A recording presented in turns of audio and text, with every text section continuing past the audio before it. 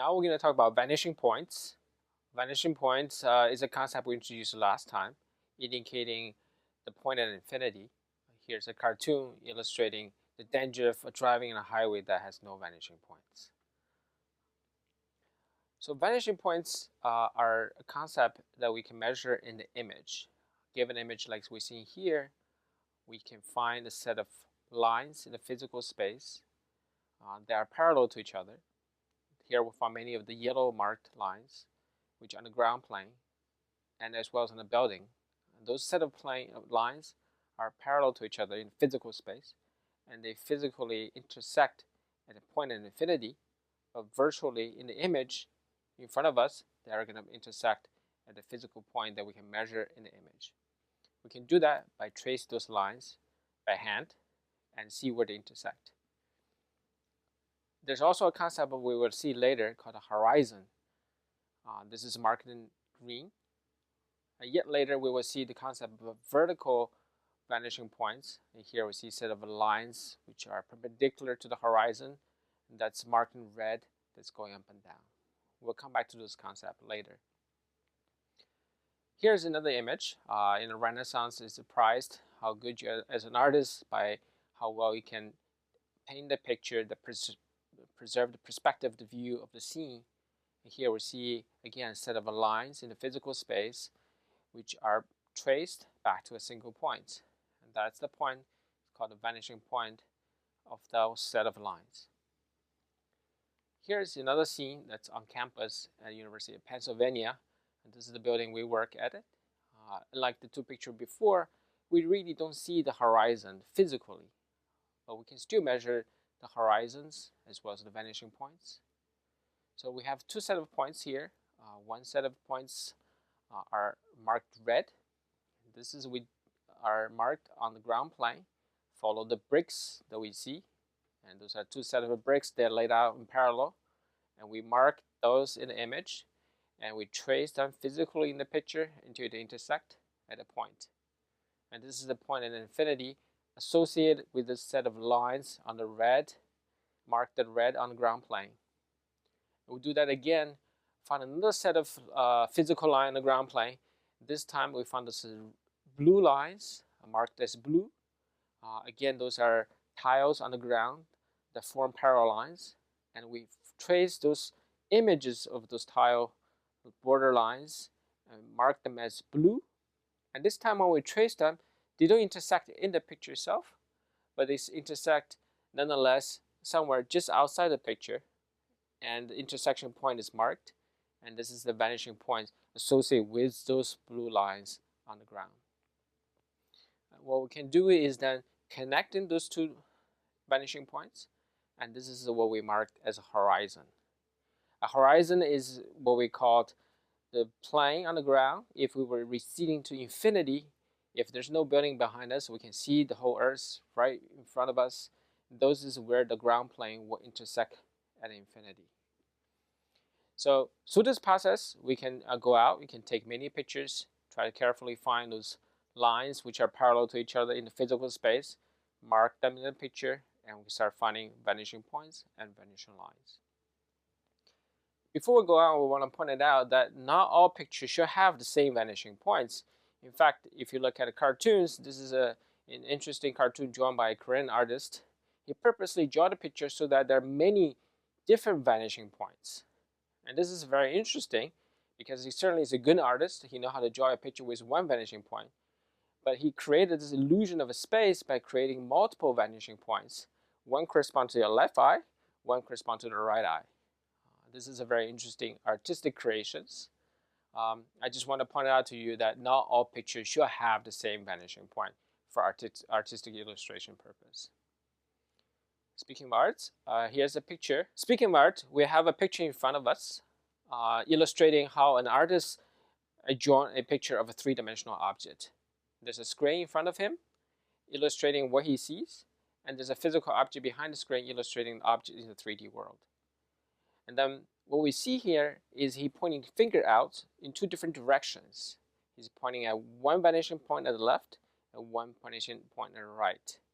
Those are points in the image itself, but the direction he's pointing from himself to this point form an array which define the direction corresponding to the direction of all the lines in the physical space that were converging to the same vanishing point.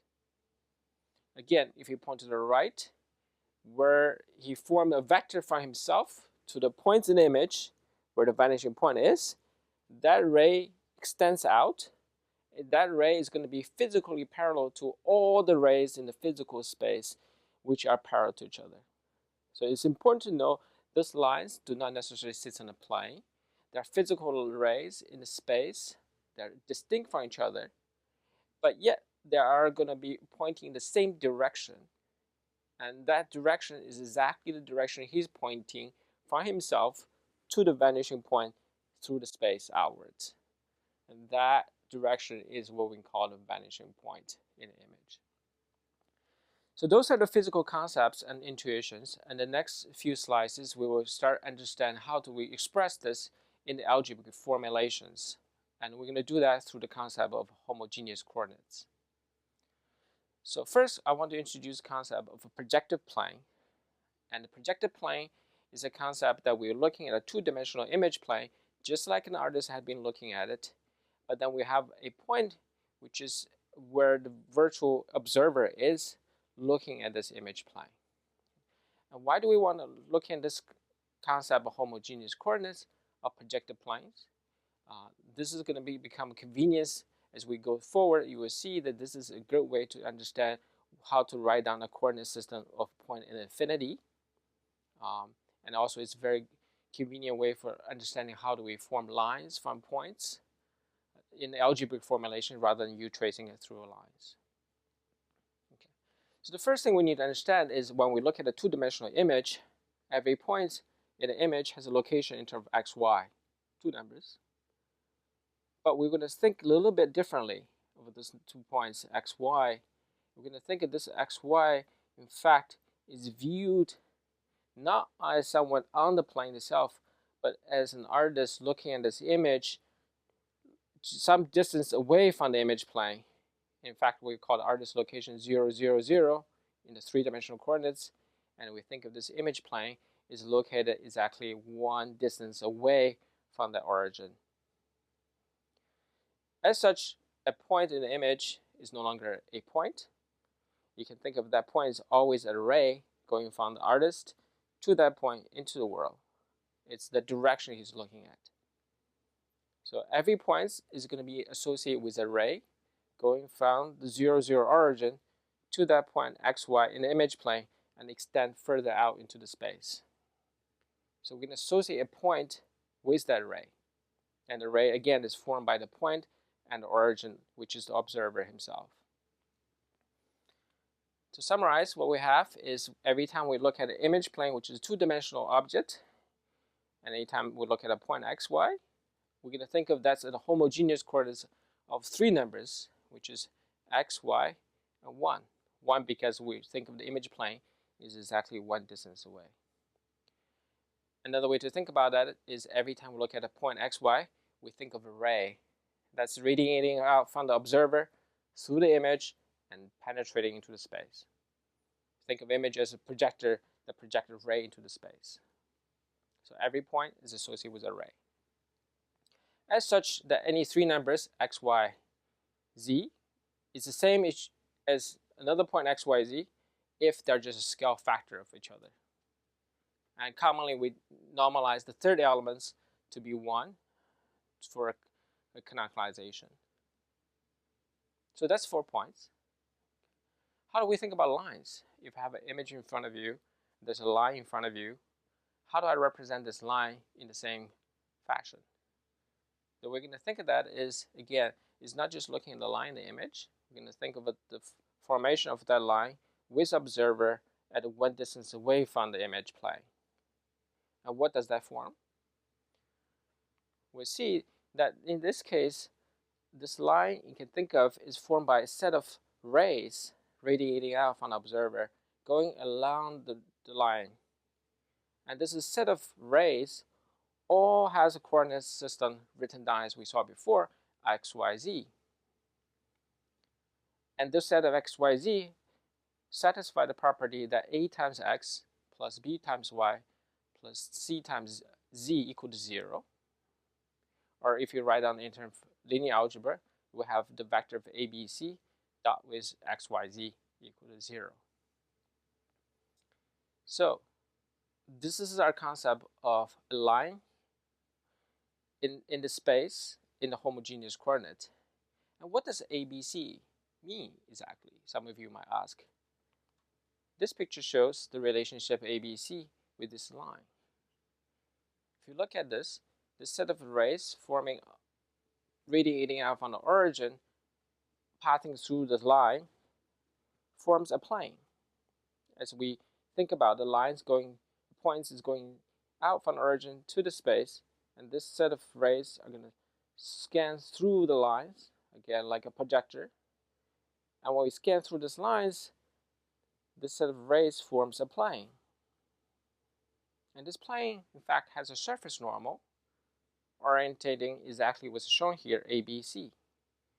And ABC that we defined in the previous slide, in fact, nothing but the surface normal corresponds to the three-dimensional vector radiating out from the origin and perpendicular to set of the rays formed by the line and origin itself. So no longer we think those ABC are mysterious elements. They are geometrical entities representing exactly the surface normal of those set of planes. So some of you might say, wow, that's very interesting, but how does it relate to the concept we know in terms of what we had learned in high school about line representations?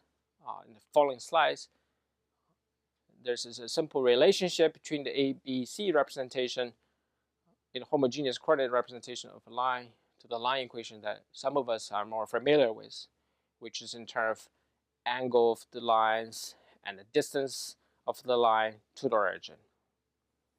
So we can think of that line equation are typically represented in the following fashion, where we have rho equals to x times cosine theta plus y times sine theta, where theta itself is representing the direction or normal direction to the line. So if you have a horizontal line, the normal direction will be 90 degrees. And rho is distance of the line to the origin. And the equation here shows how A, B, and C is really related to the concept of rho, which is distance to the origin, and the theta, which is a normal to the line, oriented to the line surface normal, line normal. So you can see the cosine of theta is related to A, and sine of theta is related to the B, and rho has something to do with the C elements. So A, B, and C we saw before was a surface normal in a three-dimensional plane, but again, those A, B, C are related to the geometrical concept that we see on a 2D plane. In the following slides, we will go through some exercise illustrating those points. Here we have a building in front of us, and we see a picture of the facade, and we measure one set of lines on this facade, and we measure this line to have an orientation of 0.3 times pi in the normal direction to the line. So the line is this direction, and normal is perpendicular to it. And this line formed with horizontal axis with 0.3 times pi. That's the angle of this line. And further, we have measured the distance to the origin as illustrated.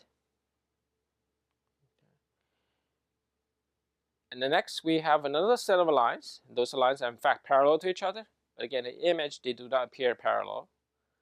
Again, we can figure out the normal direction of this line to the origin, which is this direction, and we look at the angle from the x-axis to this normal vector. That gave me the line orientation, and we can measure the distance to this.